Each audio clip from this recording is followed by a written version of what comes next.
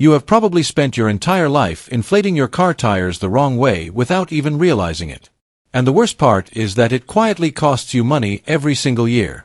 Tires wearing out far sooner than they should, fuel consumption creeping higher than expected, and a car that always feels slightly harsher or less stable than it was designed to be. Most drivers believe they are doing everything correctly simply because they follow the small sticker located on the driver's side door jamb. But here is something almost nobody talks about. That label does not always tell the full story. The difference between the number printed there and what your tires actually need in real-world driving can mean thousands of dollars over the lifespan of a vehicle. Those first few minutes when you stop to check or inflate your tires may seem insignificant, but they can determine whether your tires last 60,000 miles or barely make it to half that. Small mistakes during inflation slowly destroy the tire structure, creating uneven wear, reducing traction, and increasing the chances of a blowout. Today we are going to break down 11 tire inflation mistakes that experienced Japanese drivers almost never make, but that millions of American drivers repeat every week without realizing it. These small habits can shorten the life of your tires dramatically. Let's begin. Mistake number 11. Blindly trusting the tire pressure sticker on the door.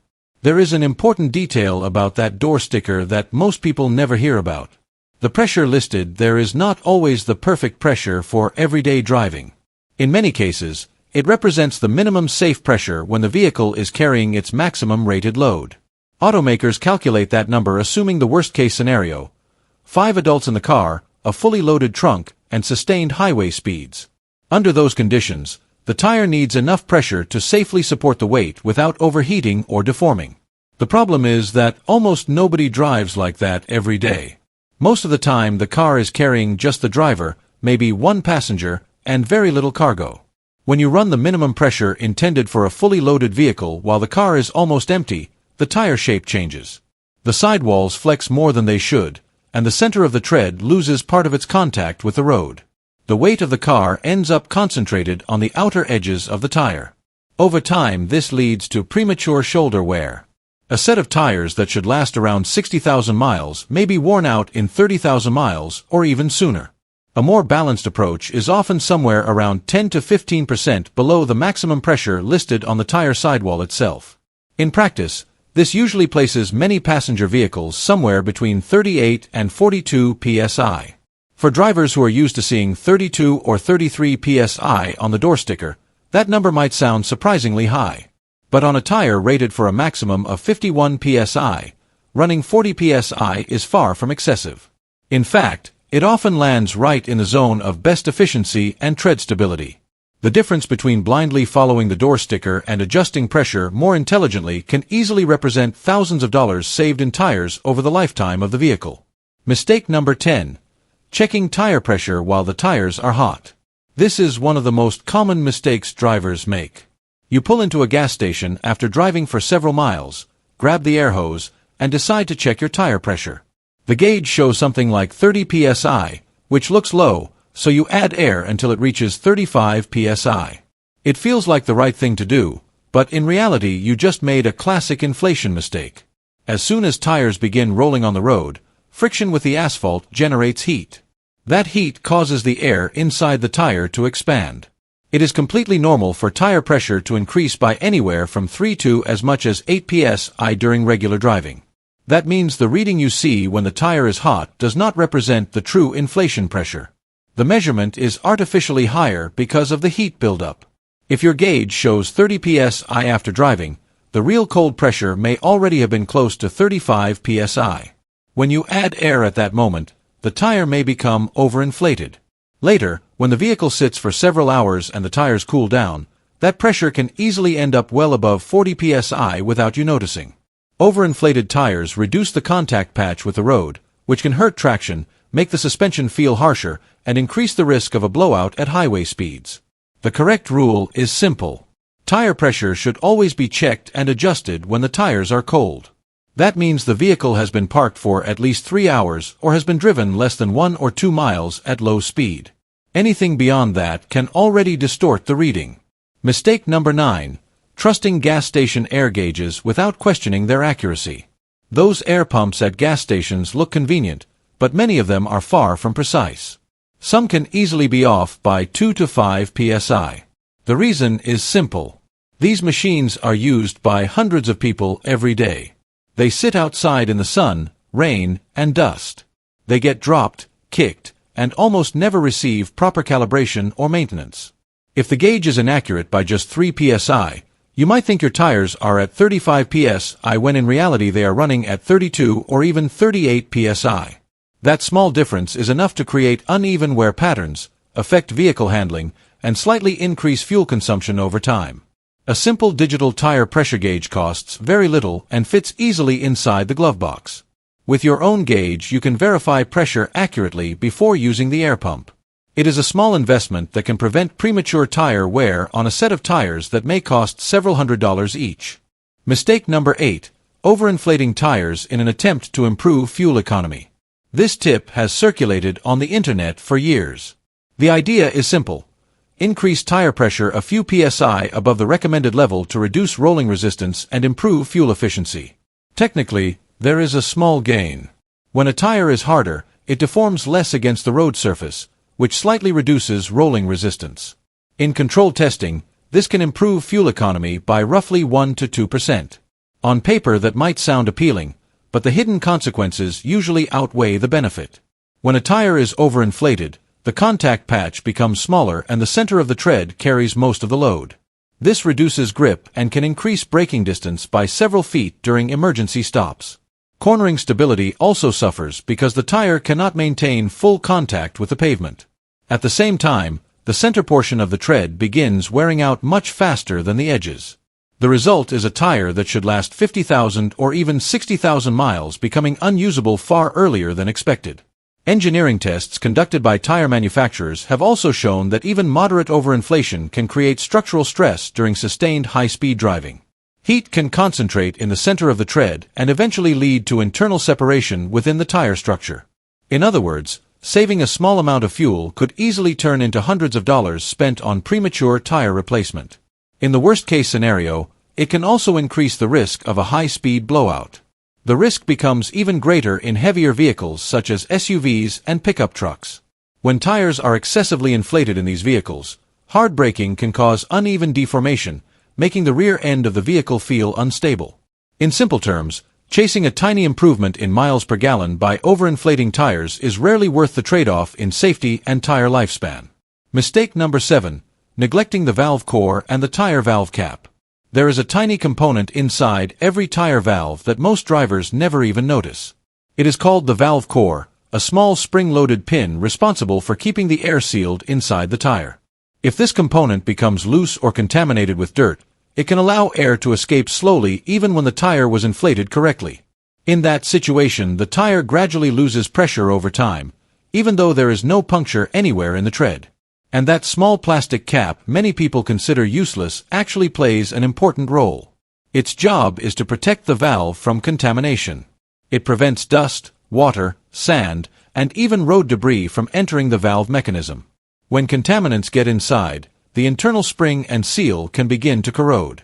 Over time, this leads to small pressure leaks that leave each tire running at slightly different inflation levels. Engineers in the tire industry estimate that valve core problems are responsible for roughly 12% of pressure loss cases in tires that have no puncture at all. Fortunately, the solution is extremely simple. Whenever you check or inflate your tires, take a moment to confirm that the valve core is properly tightened. There is a small dedicated tool designed for this that costs almost nothing. And always reinstall the valve cap after inflating the tire. Ideally, use metal caps or caps with a rubber seal for better protection. It may seem like a small detail, but this is exactly the kind of detail that professional tire technicians check on every vehicle that enters their shop. Mistake number 6. Applying tire shine immediately after inflating the tires. This mistake is interesting because it looks completely harmless. Many people inflate their tires and then immediately spray tire shine products to give the rubber that deep black, new tire appearance. The problem is that most of these products contain solvents or petroleum-based chemicals that can react with rubber when applied to hot surfaces. And when you just drove to a gas station or recently finished inflating your tires after driving, the tire sidewalls are usually still warm. Applying those chemicals at that moment can allow the solvents to penetrate the rubber and accelerate the drying process over time. After several months, this can lead to small cracks forming along the tire sidewall. At first, these microcracks may appear purely cosmetic, but over time they can grow and compromise the structural integrity of the tire. That increases the risk of failure, especially at highway speeds.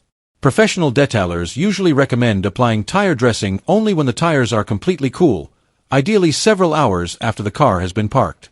They also suggest using water-based products with UV protection instead of petroleum-based formulas. Those products help maintain the appearance of the tire without accelerating rubber degradation.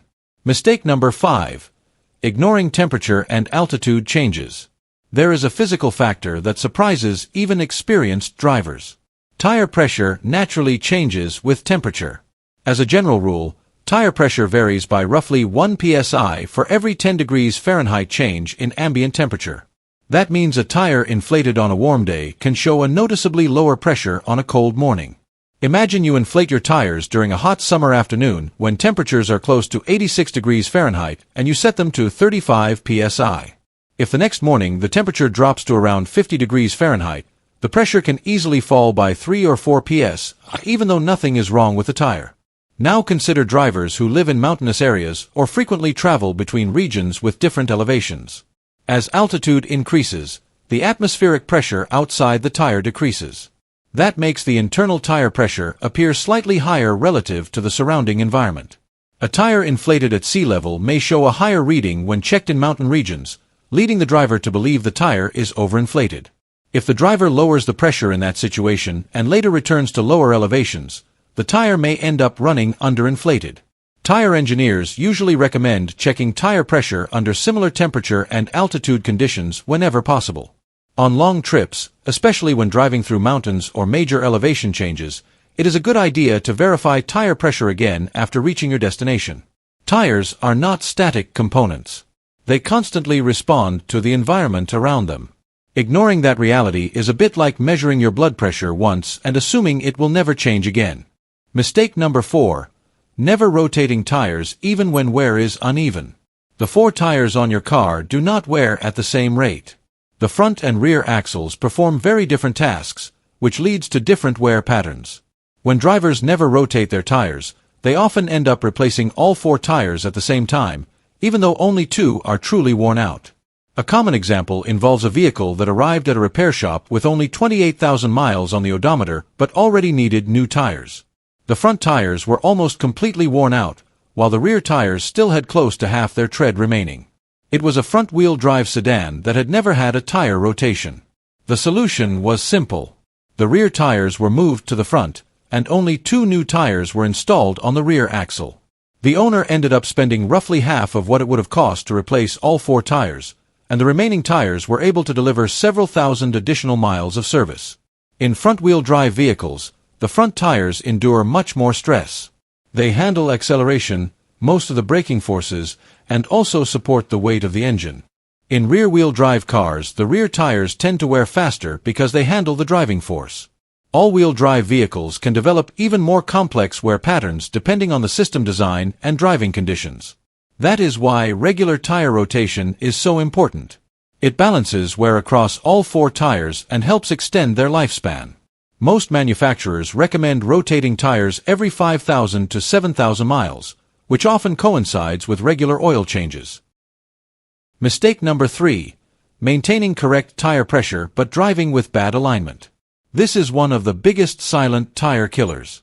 Many drivers believe that if their tire pressure is correct, their tires are automatically protected. But that is not true if the suspension alignment is out of specification. A vehicle can have perfectly inflated tires and still destroy them in just a few thousand miles. That happens because poor alignment forces the tire to contact the pavement unevenly. A very common example involves a car that arrived at a repair shop with the inner edges of the tires completely worn out while the rest of the tread still had plenty of rubber left. The driver was checking tire pressure every week and could not understand why the tires were wearing out so quickly. After a more detailed inspection, the technician discovered that one of the front wheels had a camber angle outside the factory specification. The wheel was slightly tilted inward, which caused the tire to run almost entirely on its inner edge while driving. The result was extreme wear in a very short period of time, while most of the tread barely touched the pavement. A wheel alignment usually costs a small fraction of what a full set of tires costs, but it protects a much larger investment. Any time the vehicle hits a large pothole, climbs a curb, or receives a new set of tires, it is a good idea to have the alignment checked. Mistake number 2. Ignoring the tire pressure monitoring system warning. Most modern vehicles are equipped with a tire pressure monitoring system, commonly known as TPMS. Its job is simple: warn the driver when one or more tires are significantly underinflated.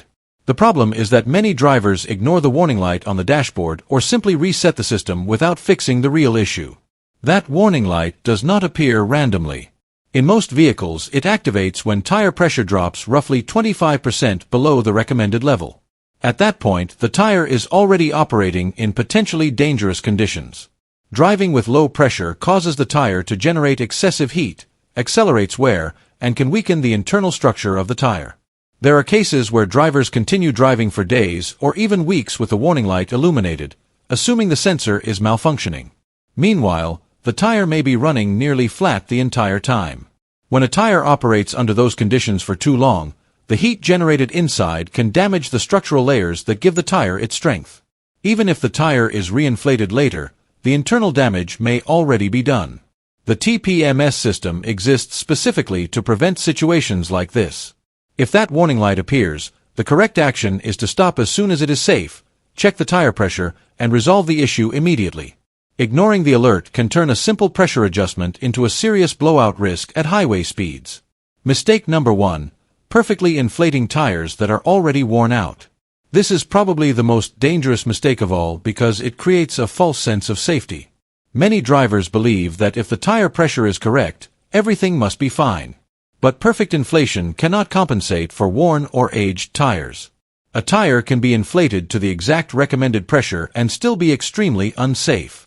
A clear example involved a driver who lost control of his car on a wet highway even though his tires were properly inflated. The pressure was exactly within the recommended range. The real problem was something else. The tread depth was already close to the minimum limit, and the rubber compound had hardened with age. The tires were more than 6 years old. Over time, the rubber compound loses elasticity and gradually becomes harder. When that happens, the tire loses a significant amount of its ability to grip the road. Even if there is still visible tread pattern remaining, the rubber may no longer be flexible enough to channel water effectively. That dramatically increases the risk of hydroplaning, especially at highway speeds. There are 3 main factors that determine when a tire should be replaced. The first is tread depth. For real safety, many tire specialists recommend replacement once tread depth approaches about 4 mm. The legal limit in many places is lower, but waiting until that point significantly reduces braking performance on wet roads. The second factor is tire age. Even if the tread still looks decent, tires older than 6 or 7 years can lose a large portion of their grip due to rubber degradation. The third factor is visible damage. Cracks on the sidewalls, bulges, deformations, or exposed internal cords are all warning signs that a tire must be replaced immediately. Maintaining proper tire pressure is extremely important, but it is only one part of the tire safety system. A tire can be perfectly inflated and still be extremely dangerous if it is worn out or deteriorated. Now the question is simple: which of these mistakes have you made without realizing it? Let me know in the comments.